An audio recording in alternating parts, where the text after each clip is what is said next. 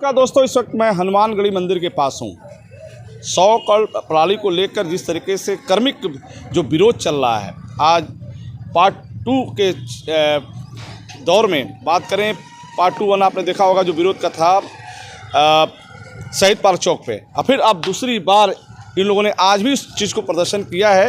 इनकी डिमांड क्या है, इनकी मांग क्या है, ये बलिया नगर वासियों के लिए क्या चाहते हैं, 100 करोड़ प्रणाली का क्यों विरोध हो रहा है, ये बात करते हैं। विरोध का मुख्य उद्देश्य क्या है?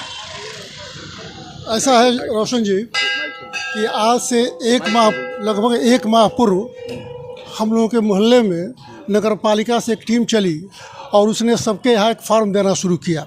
कुछ लोग थे, कुछ लोग नहीं थे। जो भी घर में था उसने उस फार्म को ले लिया। मैं भी जब घर पहुंचा तो मुझे पता चला कि एक फार्म आया हुआ नगर पालिका का। ये क्या फार्म है, इसका क्या मतलब है, ये कुछ पता नहीं चला। मैंने सोचा कि नगर पालिका कोई कार्य कर रही होगी तो हो सकता है कि जनहित में कोई कार्य हो, और इस फार्म को भरने से पहले मैं कुछ मित्रों से इस पर विचार विमर्श करूंगा और जैसा सबकी राय होगी मैं उसके अनुरूप कार्य करूंगा। अभी 2-3 दिन पहले यशवंत सिंह जी, बिशन जी, मैं इनका बड़ा ही कृतज्ञ हूँ कि इन्होंने इसको महसूस किया कि ये क्या चीज़ है और इसमें जनता को किस तरह से नुकसान होने जा रहा है। आने वाले समय में यहाँ के जो तथाकथित मकान मालिक हैं उनकी स्थिति क्या हो जा रही है, इसको इन्होंने महसूस किया और उन्होंने सबके लोगों से संपर्क किया और बताया कि इस प्रणाली से आने वाले समय में हो सकता है कि मकान मालिक रहते हुए भी आदमी की स्थिति ऐसी नहीं हो कि जो कर की व्यवस्था की जा रही है उस कर को हम चुकता कर सके। और पता लगा कि जीवन भर परिश्रम करके जो हमने मकान बनाया है, कोई इसमें किराए पर दिया है, कोई स्वतः रहता है और मकान ही अपने मकान को हाथ से न धोना पड़े। तो इसलिए सब लोग इसमें सक्रिय हुए और ये सोचा गया कि इसके खिलाफ एक आंदोलन किया जाए। उसके लिए तिथि मुकर्रर हुई, उसमें सब हम लोग आए हुए हैं। मेरा ये कहना है कि कर प्रणाली बुरी नहीं होती है, लेकिन नगर पालिका को एक बात निश्चित रूप से स्पष्ट करनी चाहिए कि क्या पहले जो कर प्रणाली की व्यवस्था थी उसमें क्या खामियां थी, क्या दोष था, उसमें जनता का क्या नुकसान था, और आज जिस प्रणाली को अपना रहते हैं वो जनता के हित में है, कैसे है।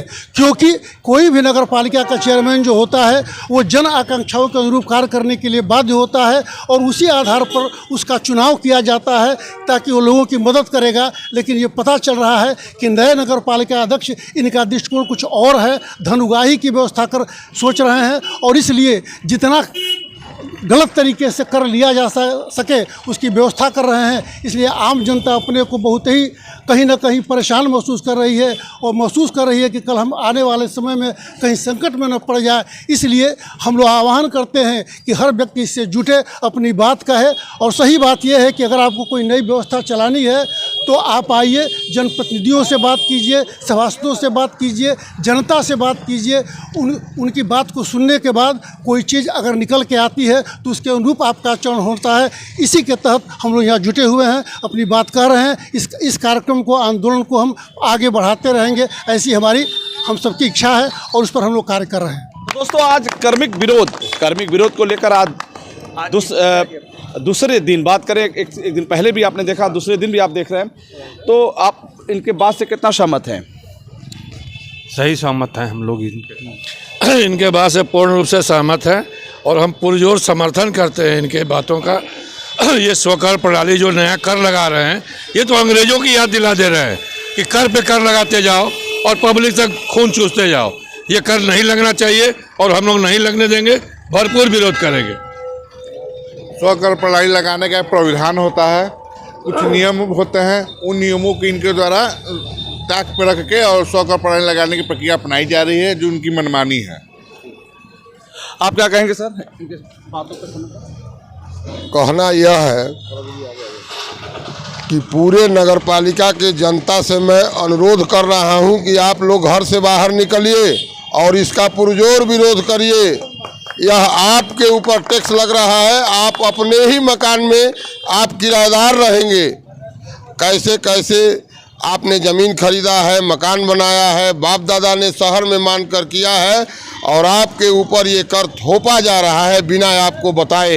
मैं तो यही निवेदन करूंगा सबसे कि अब फार्म आपके यहाँ पहुंचा है, कोई फार्म न भरे जब तक आप संतुष्ट न हो। जैसा कि प्रोफेसर ऋषिकेश पांडे जी ने कहा, बहुत ही विशद रूप से इस स्वकर प्रणाली का पर चर्चा इन्होंने किया। मैं इनके बातों से सहमत हूँ और यह स्वकर प्रणाली एक तरह से ताजिया टैक्स है। जो सरकार पहले इंग्लिश पीरियड में ताजिया टैक्स लगा देती थी अपने मनमानी तरीके से, उसी तरह से यह ताजिया टैक्स लगने न पावे, इसका हम लोग विरोध कर रहे हैं। और इसी क्रम में हम लोग जनता से आह्वान कर रहे हैं कि इसका विरोध भरपूर करें ताकि यह वापस हो। आप कुछ कहेंगे राजाराम जी? ये हम लोग के जितने भी लोग हैं और इस चीज़ को समझ रहे हैं और हम लोग भी समझ रहे हैं, हम लोग के चेयरमैन साहब को समझना चाहिए, वो हम लोग के प्रतिनिधि हैं और बिना हम लोग को बताए अंधकार में रह के कोई ऐसा काम ना हो। तो हम लोग प्रतिनिधि चुनते हैं इसलिए कि हम लोग की ओर अच्छा होगा, पर अगर हम लोग में अगर कहीं दिक्कत आएगी तो फिर हम लोग को कुछ कहना ही है। वही पूर्ण समर्थन है। समर्थन है आप? जी, मेरा ये कहना है कि चेयरमैन साहब को पहले मूलभूत जो सुविधाएं देनी चाहिए नगर पालिका से, वो सुविधाएं सुचारू रूप से दें। उसके बाद कर और जो भी स्वकर की बात करें तो यहाँ नालियाँ बजा रही हैं, सड़कें बेकार पड़ी हैं, गलियाँ बेकार पड़ी हैं, उनके ऊपर ध्यान नहीं है। जजिया कर की तरह ज़बरदस्ती कर जो है वो थोपना चाहते हैं और बस मनमाने तरीके से अपने स्वकर लागू करके और बस जनता से धन उगाही करना है। तो इस चीज़ का विरोध हम करते हैं और सभी को आह्वान करते हैं कि विरोध करें। ये हम समर्थन करते हैं। जी, नगर पालिका को चाहिए कि पहले अपनी दी हुई सुविधाओं का मूल्यांकन करे, उसके बाद नए कर का मूल्यांकन करे। मैं इसका विरोध करता हूँ। आइए बात करते हैं। सर, आप कुछ कहेंगे? हम इस विरोध का जो है समर्थन करते हैं और आगे भी, आज दूसरा दिन यह विरोध का है, आगे भी यह लड़ाई चलती रहेगी। जी, कार्मिक विरोध 100 कल प्रणाली को लेकर आज नगर पालिका परिषद के सभासद भी हैं यहाँ पे। मैं उनसे बात करने से पहले शुक्ला जी से बात होगी कि शुक्ला जी ने जिस तरीके से इस आंदोलन को आगे बढ़ाया है और जनता का समर्थन मांगा, आइए बात करते हैं। जी, आदरणीय नगर पालिका चेयरमैन के तुगलकी फरमान और मनमाने रवैया का हम लोग पुरजोर विरोध करते हैं और करते रहेंगे। उनका मंसूबा ये सफल नहीं होगा। जी, आइए बात करते हैं सभासद नगर पालिका परिषद के। जी, विरोध को लेकर क्या है, इससे जनता का फायदा और नुकसान क्या है? देखिए, मैं यशवंत बिसेन, वार्ड नंबर 19 के सभासद। ये जो कर लगा है, इसका नाम स्वकर रखा गया, ये तो पूरा का पूरा अंधकार में रखा गया है। इस कर के माने मतलब न हम समझ पा रहे हैं और न जनता समझ पा रही है कि ये है क्या चीज़ और किस हिसाब से लगाया जा रहा है। और आम जनता इतना कर दे रही है, 28% GST खाना पे दे रही है, कपड़ा पे दे रही है, मकान पे दे रही है।